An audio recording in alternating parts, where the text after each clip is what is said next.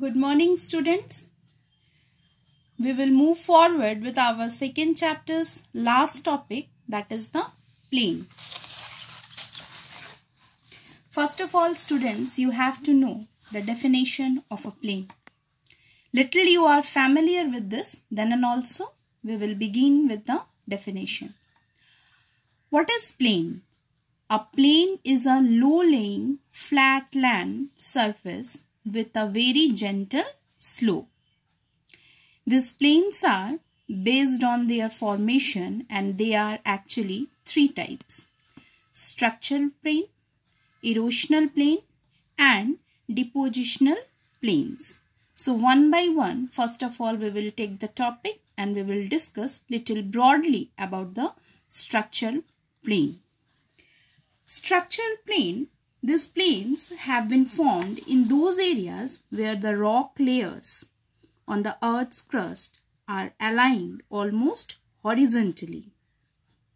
These structural planes are also known as the tectonic planes. They are mainly formed by the upliftment of a part of the continental shelf. Another characteristic of this structural plane is they always border the continents.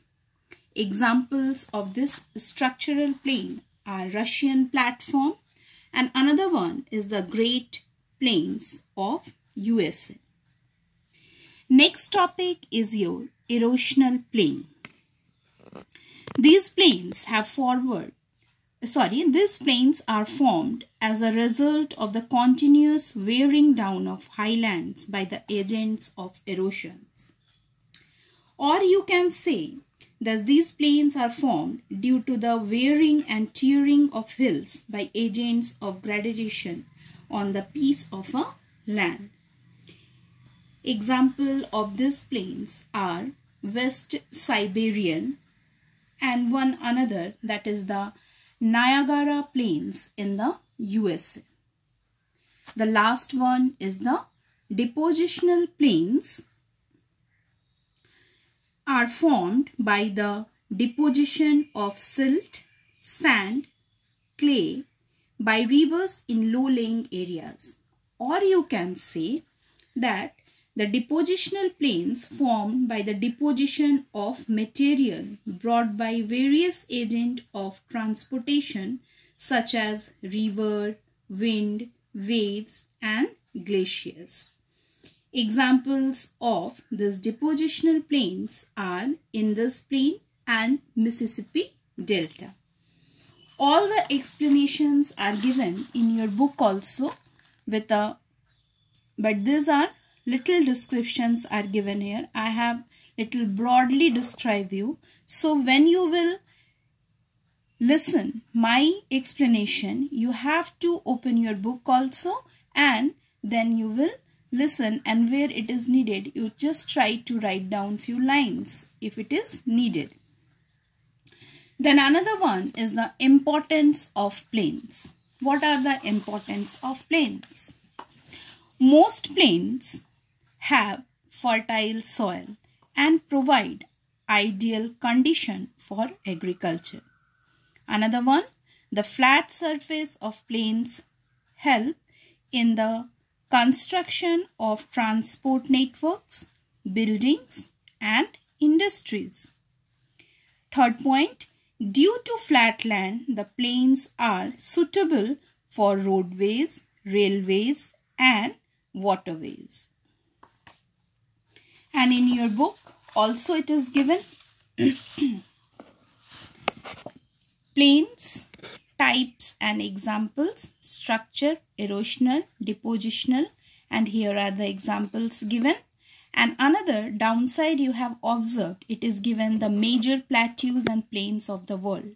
Students, this part you have to learn where the major plateaus and plains are for your coming examination. Okay, so area wise you have to know and the name also you have to know. Another part and the last topic of your this chapter 2 is landforms and people, a comparative study. That is you have to read only. Here the mountain parts is given. Another side is given the plains part. Nothing vast here. If you will read, it will be clear to you. Like one or two only I want to read you. Like mountain are rugged and steep, so they have a sparse population that we have already discussed. Then plains are flat. That's why the construction is easy here. So they support dense populated. Another part, agriculture is difficult to practice along steep slopes. Terrace farming is adopted in such regions. Plains are flat and fertile, thus agriculture can be practiced without much difficulties. Due to the mountain area, definitely the transportation network is not well developed due to rugged nature of the land. The fine example is Uttarakhand in front of us. And the construction of road is difficult. Rapids and waterfalls hinder water transport. Laying of railway tracks is also very difficult to set up in these mountain areas. And in flat area, due to flat lands, the plains are suitable for roadways, railways and waterways. So, in spite of availability of minerals, mountains are not suitable for industries because of steep terrain. Transportation of raw material and finished product is hampered. But in plain area, industrialization is facilitated on the plains because they have surface to build infrastructure and good transport network. And agriculture and forestry are the main occupation here in the mountain areas because they are, see, picture if I will show you. These are the terrace farming, students. What you have observed in your book it is given. When you will see the picture, see these are the terrace farming practiced on hills. So little it is difficult. It is like a terrace. One by one step moving they are and creating their crops here. Okay. So this is little difficult to do the farming on hill area. But when you observe the plain area, then see how fine they have create agriculture practiced in the plain areas.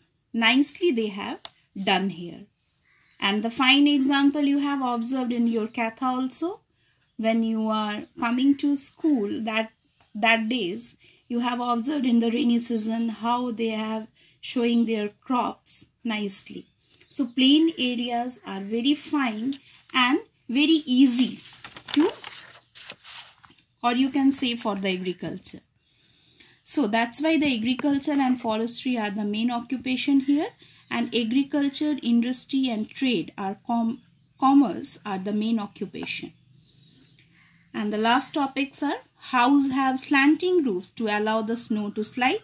Slanting roofs, I hope you are knowing. The roofs like this, they are known as the slanting roofs. So snow can slide from these sides very easily. They are wooden house. Woolen clothes are worn during winter.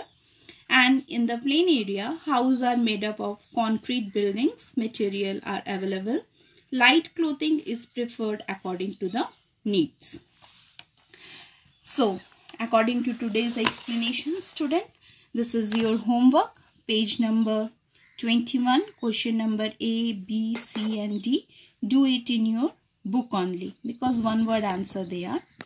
And the two question, compare erosional and structural plains, and another one is the how are erosional plains and depositional plains different from each other.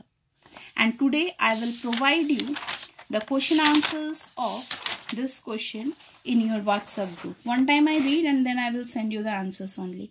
I will send this question's answer. Name the 3 types of mountain and give examples of each. Distinguish between endogenic processes and exogenic processes. Explain the formation of fold mountains. Differentiate between young fold mountain and old fold mountain, giving examples of each. and compare block mountains with volcanic mountains, state their formation and characteristics, give relevant examples of each.